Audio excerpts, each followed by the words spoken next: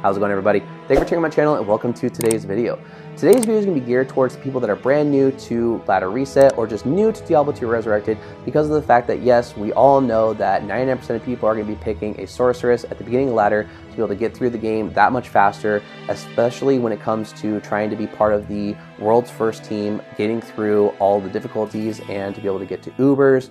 There is a running for that every single ladder, and I understand that it's a lot of fun. But for anybody that's going to be playing a melee character that wants to be able to survive in the game that much easier, especially when it comes to normal, as you're starting to try to get towards a particular build, it's a little bit more on the difficult side, but there are some really commonly found items, or even when it comes to trading, you can get them for incredibly cheap that are going to allow you to survive that much easier because you're going to be utilizing the slowest target buy modifier on the items to be able to make it to where whomever you're fighting is going to be going so slow that whether it be just a regular enemy or even an act boss where you're really going to see the shine, they're going to be so slow that they're not going to be able to cast any of their skills, and they're going to make it to where they are the easiest fights of the entire game. I'm going to go over the items that have these modifiers for normal difficulty, and then one that you'll be able to find in Nightmare, that an old technique for any of us that used to play this game. We used to keep this in the cube, only bring this out when it came to fighting the act boss, put it back in, give the mercenary back the item that he actually was using to deal a lot of damage to make the fights so easy that they would last very little to where you can just get through the game incredibly quick. Let's go ahead, check it out.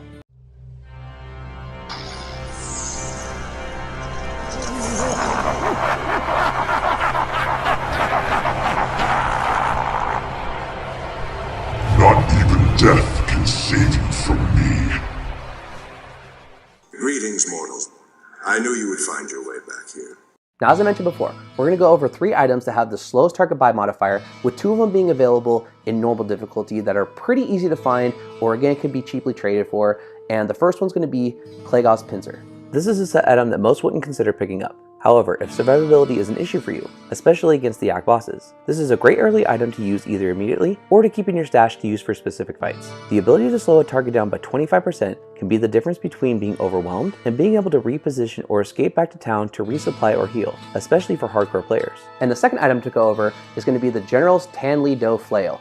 And to be able to avoid the tongue twister, I'm just going to reference it as the General's Flail. The General's Flail is one of the earliest unique items I remember getting in the game, and for a Frenzy Barb to use, or any other character on Switch. This item could, and would, come in more handy than you'd imagine, being able to be used starting at level 21, and having low requirements. The ability to slow down enemies by half could be the difference in surviving or dying in certain areas of the game. Something to consider when understanding these items: when using the gloves, the effect would be considered universal, meaning because your character wears 2 gloves. If you have a Frenzy Barb with dual wielding weapons, each weapon would then be slowing down the target by 25%. However, with the flail, the effect is considered local to just that item. So with the same Frenzy Barb, if you have any other weapon on the other hand, only the General's Flail would be able to slow down the target by 50%. These 2 items are pretty commonly found when it comes to normal difficulty, and the best thing about them is, for anybody that is a melee character, you can use them against the act bosses to be able to make their fights so easy for the act bosses to be so slow that they're not going to be able to cast their skills appropriately or just even at all, making it to where they're pretty much just a sitting duck for anybody to be able to kill them. The modifier Slowest Target Buy is a very helpful mod to use on your characters, regardless of playing with others online or playing solo. Using items with this mod can greatly help with survivability. The drawback, however, is in order to slow down an enemy, you must hit them with a melee attack, meaning being right up close with the attacker, and each hit can only affect one enemy at a time. Let's compare its effectiveness to a much used curse in endgame play,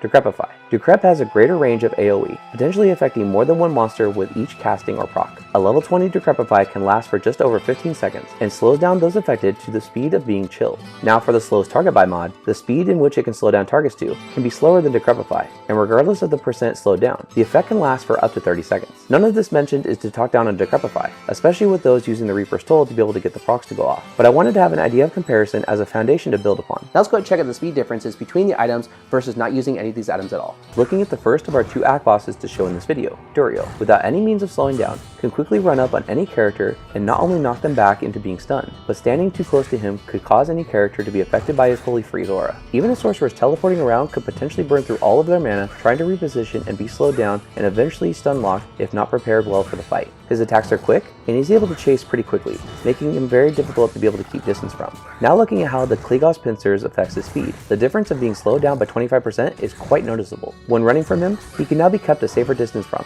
and even his attacks are much slower, allowing any player to be able to come out from being stunned and run before potentially being hit and stunned again. And for the General's Flail, slowing him down by 50%, the difference in survivability is greatly felt by the player. Having him slowed down by half would help with any build to become more effective in taking out the Lord of Pain, as he has now become very little of a threat, doesn't chase fast, and even his quickest attack seems unthreatening. For the second of the act bosses to demonstrate their attack speeds, Flail, slowing him down compared to his normal speed will be the difference of night and day for some players. With no slowing down, Flail casts his skills quickly, especially if done back to back, giving players very little time to react. He also teleports and casts his clone at unexpected times, giving a lot of players trouble to reposition, or even know at first glance which Flail is the real one versus the clone. But using Clegaw's Pincers on him to slow him down by 24% can make a huge difference in survivability. He will start to have trouble casting his skills, oftentimes unable to complete his skill animation to do anything effective besides melee attacks. He can still cast his skills, but they are now reduced enough to even allow a strong mercenary to take him out without much needed assistance.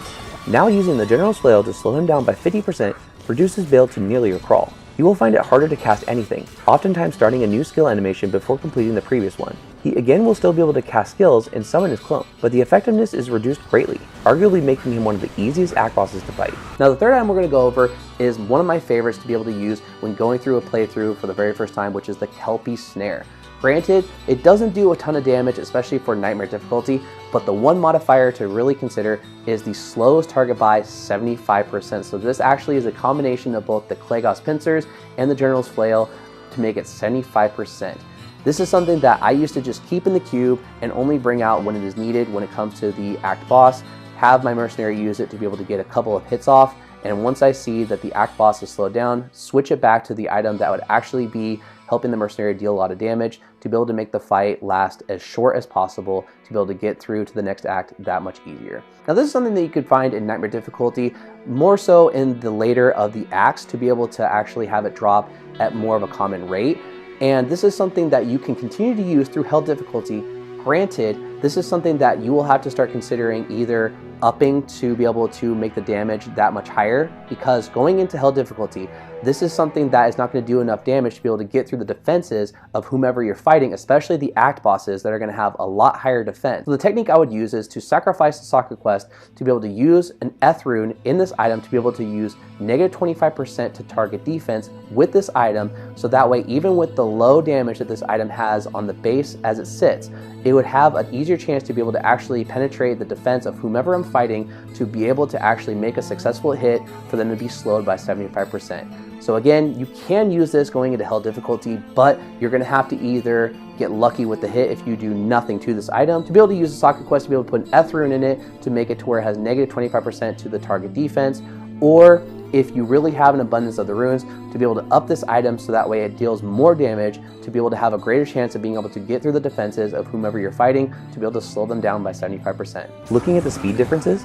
the difference from nothing to being reduced by 50% is already greatly noticeable, but now taking it even further to 75%, making killing the act bosses some of the easier fights if equipped properly to handle the fight. Duriel is now crawling and trying to chase anyone, and his attacks are painfully slow. If it wasn't for Bale's ability to teleport, he wouldn't be able to give chase to anyone, and his attacks are now fewer and far between successful compared to not being slowed down at all. Nightmare and Hell difficulty are greatly different in how hard they are compared to normal, especially with the introduction to immunities. However, using items with slow target by is a great way to be able to make your act boss fights easier and safer, and with that gets you closer to being able to start farming for better gear to no longer need to rely on slowing down enemies, as your build would be strong enough to be able to handle certain farming areas without issues. And that's going to be it for the video. I hope you guys enjoyed it. We're able to see why these particular very common but not very used items can be really beneficial for certain people to play through the game to make their survivability that much easier, and hopefully they will come in use for any of you guys that are going to be trying to get through ladder when it comes to using a melee character. If you like this kind of content and want to see more, hit the subscribe button and hit the bell notification to be notified whenever a new video comes out. And if you enjoyed this video, let me know by leaving a like. Also, there's going to be a playlist in the card in the corner up above that you guys should definitely go check out. It has more of my Diablo 2 Resurrected content with a lot more videos coming in the very near future. With all that said, hope you're all staying safe, and I'll see you in the next video, and hopefully I'll see you guys at Ladder Reset. Take care.